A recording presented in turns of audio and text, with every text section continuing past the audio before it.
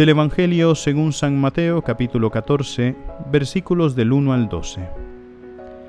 En aquel tiempo, el rey Herodes oyó lo que contaban de Jesús y les dijo a sus cortesanos: «Es Juan el Bautista que ha resucitado de entre los muertos, y por eso actúan en él fuerzas milagrosas».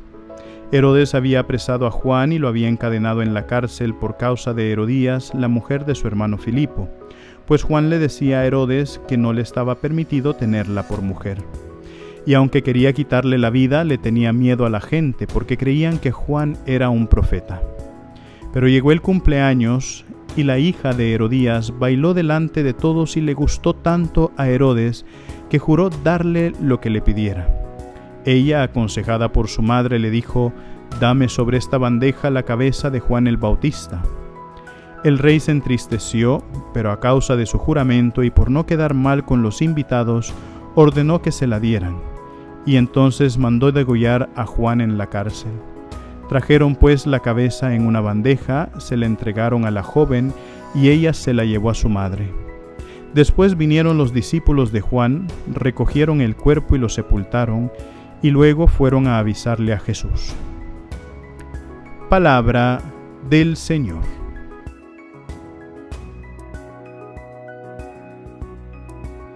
Queridos hermanos, el día de hoy, 31 de julio, estamos celebrando la fiesta de San Ignacio de Loyola, un gran santo, fundador de la Compañía de Jesús, mejor conocido como los jesuitas, ¿verdad? Entonces, el día de hoy encomendamos a toda la congregación de los jesuitas para que el Señor siempre les ilumine a través de la intercesión de San Ignacio de Loyola, su fundador, y ellos puedan seguir guiando siempre a la Iglesia por caminos de santidad.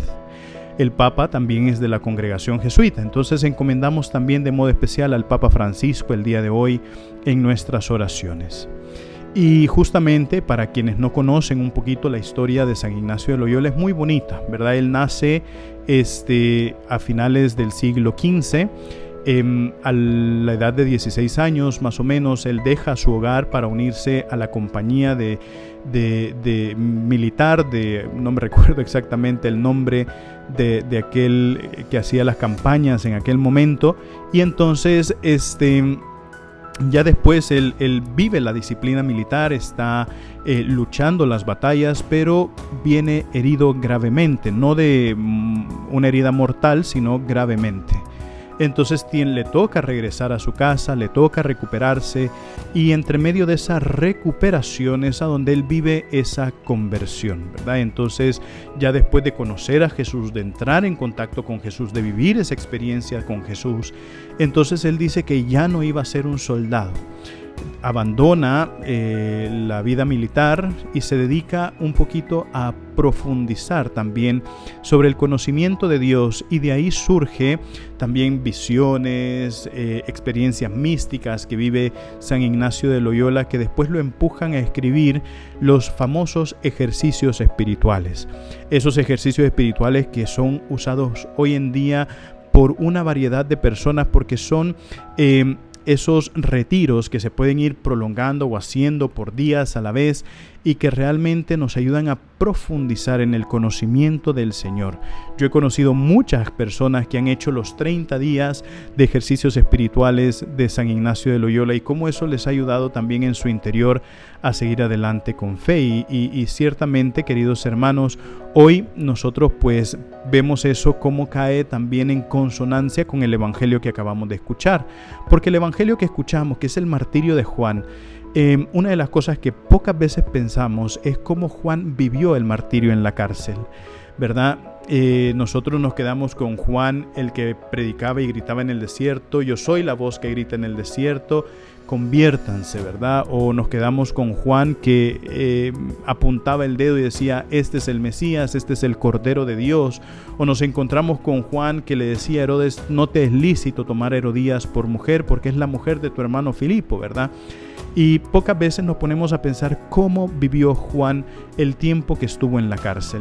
Yo creo que ese tiempo que estuvo en la cárcel le ayudó a acercarse muchísimo más al Señor, y sobre todo saber entender o comprender en el corazón cómo la misión estaba cumplida, y por eso nosotros no vemos ninguna pelea por parte de Juan, no lo vemos resistirse frente al martirio, sino que lo vemos como cordero llevado al matadero, tranquilo, aceptando su muerte, sabiendo de que lo que él había hecho, pues ahora se había cumplido. Y los discípulos tampoco se quejan, sino que van a recoger el cuerpo para sepultarlo y después le van a contar a Jesús: Juan está muerto, para que rece por él o para que lo encomiende también en su alma justa, sabiendo de que él había cumplido la misión que se le había encomendado. Queridos hermanos, cuando nosotros entramos en esa verdadera experiencia de Dios, como lo hizo San Ignacio de Loyola, como lo hizo Juan el Bautista, entonces nos ayuda a ir aceptando también las situaciones difíciles de nuestra vida y a irlas viviendo de un modo tan pasivo, en el sentido de que no nos afectan en la ansiedad, no nos afectan en la desesperación, sino que sabemos que lo que vamos haciendo es cumpliendo el plan de Dios. Y a eso nos tenemos que hacer. Esa es cumplir la voluntad del Señor. Recuerden, mis queridísimos hermanos, nosotros somos lo máximo para Cristo. Así sea.